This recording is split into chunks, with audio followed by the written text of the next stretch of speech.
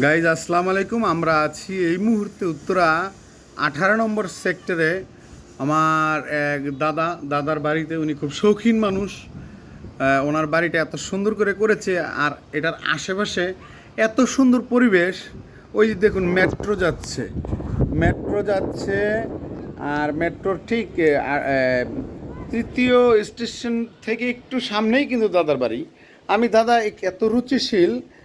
দাদার এইখানে দেখুন বসার জায়গাগুলি, এই যে গাছগুলি, এই খেজুর গাছটা বাইরে থেকে আনা, বড়াই গাছ, সব ধরনের জিনিস কিন্তু দাদা এখানে ছাদে তৈরি করেছে বা চাষাবাদ করতেছে।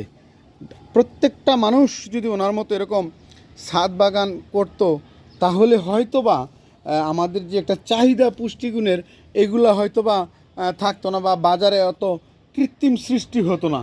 দেখুন পেঁপে গাছ কত সুন্দর। এরপরে নিচে আরও যা আছে, একদম সফেদা থেকে শুরু করে, আমকুরুস থেকে শুরু করে, গ্যান্ডারি থেকে শুরু করে, কলা গাছ থেকে শুরু করে দাদা সব কিন্তু করেছে। তো এখন পরিবেশটা হচ্ছে গিয়ে, ওই যে সামনে দেখছেন শান্তা মরিয়াম, ওইটার মধ্যে আমাদের জাহিদ পড়ে। জাহিদ এখানে সবসময় আসে, আমরা আসি, এখানে আসা দরকার। হ্যাঁ, এই পেয়ারাটা দেখছেন আপনারা কত সুন্দর পেয়ারা, যদি আমার ওয়াইফের খুবই ফেভারিট। এইখানেও আছে, যদি ছিঁড়া যাবে না। বড়াই গাছ কিন্তু আছে।